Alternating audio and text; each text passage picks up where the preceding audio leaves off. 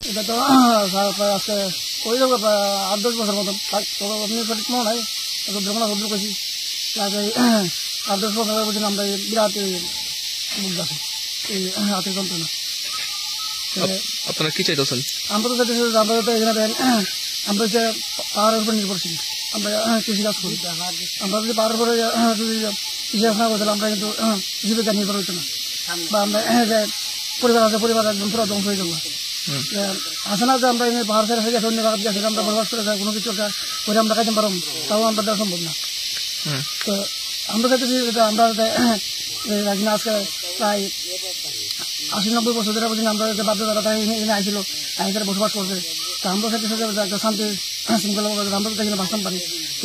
এই দিনে একটা সরকার কিছু একটা করুক যাতে আমরা যাতে এখানে কাটতে পারি বা ইয়ে করতে পারি।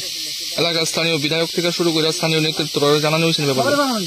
তারা কি উত্তর কি? তার উত্তর কি তারা তো সরাই বছরে আমরা কাছে এই চলছে সরাম করতে করতে তো বুঝিনি আমরা কাম তো শেষ।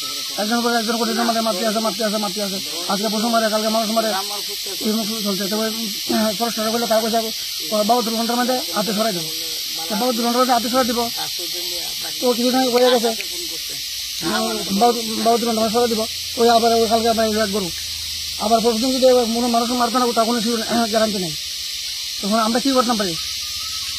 আমরা তো মানুষ ছাড়া করতে না, তাহলে সরকারের আমরা মারলাম আধুনাত্ম দিলে যা সরকারি আমরা মারুক, আমরা তো পশুরাতে মরানোর দরকার নাই।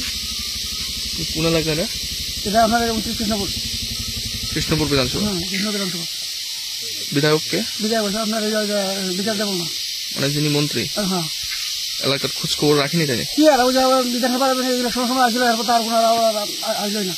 সেদিন কিছু একটা ঘটনা হয়েছে এইটাও সরকার জানানো হয়েছিল, এখানে বুঝিনি আর পাত্র দিল না।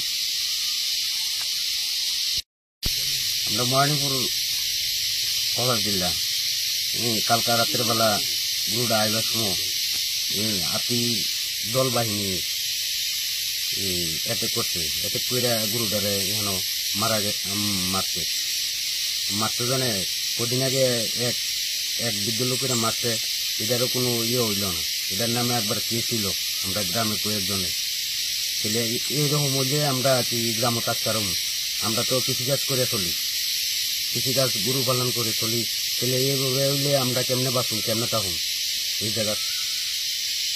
তারা তো এখনো প্রদর্শন হয়েছে না, ফরেস্টর ফোন করাইছে, ফরেস্টর হাওয়া হয়েছে না, কেউ হয়েছে না। এই গরুটালে আমরা যেন কতক্ষণ বইয়ে থাকুন, এইভাবেই চলছে এই গ্রাম। আমরা কি চাইতেছেন আপনারা? কি চাইতেছি এই হাতি সরানোর ব্যবস্থা চাইতেছি, তাহলে আমরা তো এখান থেকে উঠে যাওয়ান লাগবো এরকম। এলাকার মানে যারা স্থানীয়রা আছে নেতৃত্বরা বা এলাকার বিধায়ক তারাও জানানো হয়েছে ব্যাপারটা?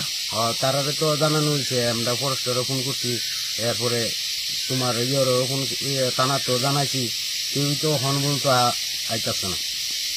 তাহলে আমরা এইভাবে হইলে দিনের দিন আগাইতেছে। বাড়ির সামনে সেটা গরু মারে লাইছে গণেশে বেড়া, তাহলে ওখানে ফারও তো বাদ হইল, বাড়ির সামনে মেরেলা, তাহলে 2-3 বার হাতি দিয়ে ফিরে আইছে, আয়ার দলের সামনে এই দিয়ে পড়ছে। কোন বিধানসভা এটা? এটা লক্ষ্মীপুর গ্রাম পঞ্চায়েত, কৃষ্ণপুর বিধানসভা। বিধায়ককে আপনারা?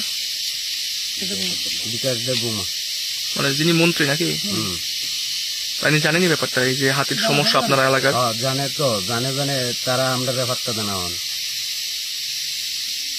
তারা জানানো হয়েছে ব্যাপারগুলো? আগে জানে একটা বৃদ্ধ লোক মারা গেছে, এই ব্যাপারে তো জানানি হয়েছে, তাই তো আয়েই দেখলো না। খোঁজ খবর নিচ্ছেন আপনারা? কোনো খোঁজ খবর নেওয়া হয়েছে না।